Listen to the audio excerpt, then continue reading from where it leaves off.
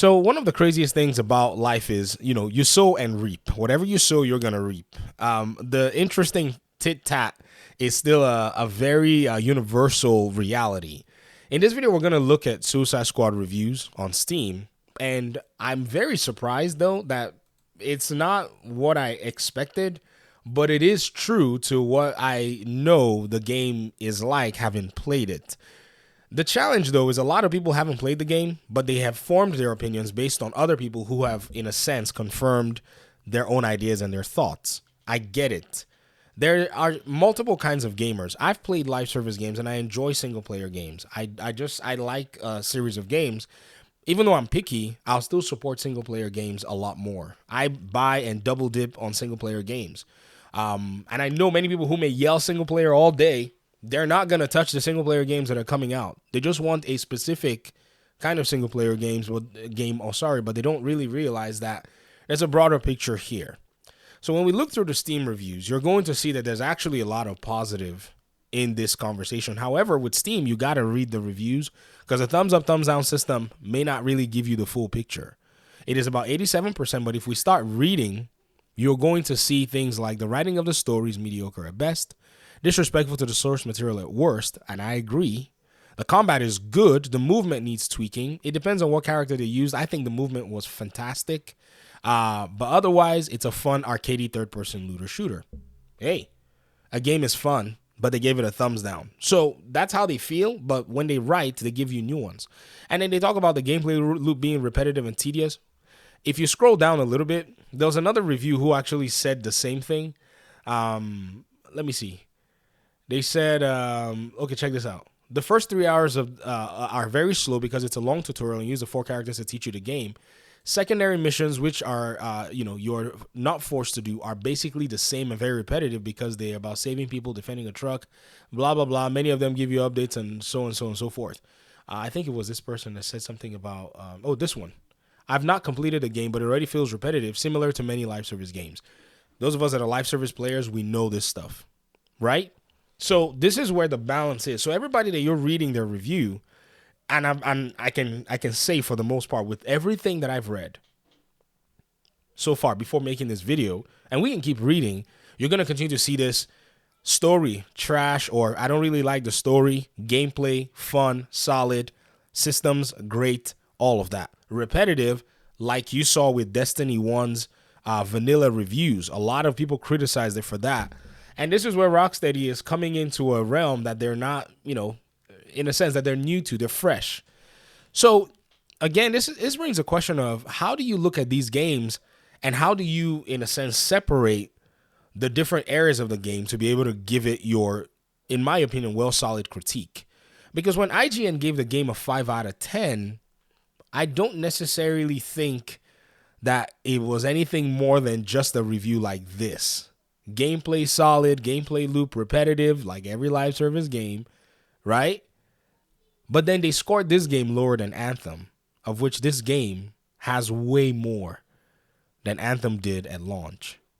So again, there is a sinister idea with IGN's review. I'll probably touch on that very soon.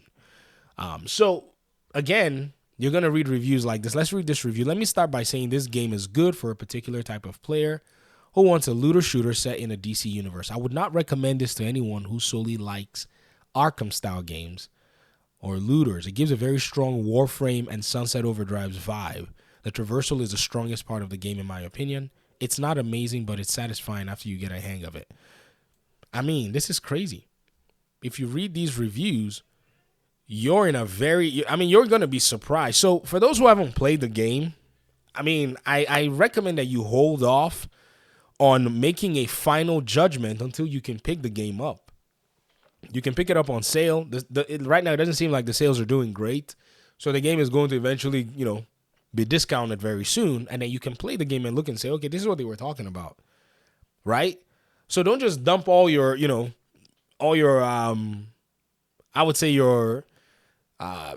don't judge everything yet until you've actually, engaged. So you don't judge a book by the cover.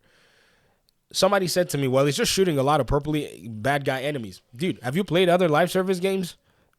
Have you played other, looter shooters? The loot is the, is the attraction. The enemy classes and the enemy types are quite sparse. Because what all are they going to do? They're going to shoot you back. You're shooting them. Or they're going to run and hit you. Now, in some games, they can change them by factions and modify behavior, of which the Division 1 and 2 still have the best AI in any video game. Bring it. Let's lay it all out. You'll see AI, your jaw will hit the ground. So I'm not really expecting, for now anyways. And I know people may say the Arkham AI and all that stuff, they're good, but not as good as the Division. The Division basically makes their factions all behave so differently, and the tiers within the faction. I mean, you'll see beauty in AI. You'll be floored. You'll be asking, people play Division for the first time and they start asking, what's going on? Like, the enemy NPCs are calling out your moves and anticipating what you're going to do. Right? So this one says, I'm stupefied. I'm finding it hard to assemble my thoughts to express how truly sad and disappointed I am with Rocksteady. What happened? Rocksteady created 3 absolute bangers, 3 narrative-driven Arkham games that became instant classics. First thing that happened to Suicide Squad is Boost is an option to decline to have personal information harvested and sold to third parties. Gross, and the kicker, the opt-out doesn't even work. After you've signed this, to be fair, the performance is good and all that. Are we going to get more? Let's read the rest of this review.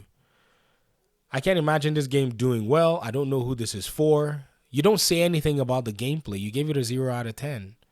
So maybe this is a game that's not recommended for you, right? This is one of those things where, as they were saying, you're going to see a lot of the negative reviews. Gameplay got repetitive only in a few hours. Welcome to the live service, game. I told y'all, we're not ready for this. Some of us, we've been playing these kinds of games for a long time, and many of you would have been better off keeping your money in your pocket. This is the reality. This is exactly what it is that we were talking about.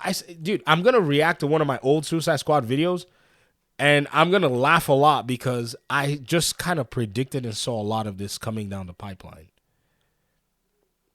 And so, for those of you who may be on the fence or whatever it is, you might want to wait for a sale, because this is probably not going to be your game. This is going to be one of those games that you might want to just steer clear of. And honestly, if you really want to check it out and see what it is that I'm saying, you're going to feel the Rocksteady-ness of the gameplay in this game. Like, if you gave Rocksteady the task and like a challenge and said, hey, I bet you can't make a shooter, boom, 10 out of 10. They aced it. No doubt about the gameplay mechanics in this game. But with the story, I bet y'all can't write. Oh, yeah, we can't. When Dini left in Arkham, Knight, y'all saw what happened, right? There was almost a riot with how the writing of Arkham Knight was kind of wonky. Thankfully, Dini done set up a whole bunch of stuff and the other cats that kind of still salvage Arkham Knight's story. But now that you ain't got none of that, woo-wee, and then you also got, Sweet Baby and others, the disrespect found its way in. And I've seen a lot of people tell me that, they've seen where characters have lost, and it's not really a big deal. But I asked the question yesterday, if you've seen any main author subvert their own main character. And I haven't seen it. Somebody thought, maybe they mistook me saying that they haven't killed their main character. No. Many authors have killed off their main character, but how many have subverted them in a way like this that is disrespectful? Because even when they do stuff like that, the person or the way that they actually go out is, very remarkable and memorable. That's a whole different story for another conversation. We'll talk about that pretty soon. So for now, here are the reactions that you're getting, and this is what the meat and the potatoes of the whole thing is. Some people think that the game plays fine and well and good. It's just that the story and the mission structure and the mission variety are still weak as of now. As time goes on, as we start to get more stuff with the season, that's eventually going to work itself out. Because at the season now, they're going to bring, say, new markers or whatever. I don't think it's necessarily going to change the gameplay loop too much, but you're going to see some really interesting stuff come out. And those who are playing games like this, who like them, they're going to keep playing. They're going to keep grinding. It's a thing that they're into. But anyways, let me talk to you guys in another video. Thank you so much for indulging me, and appreciate you guys so much. Peace out.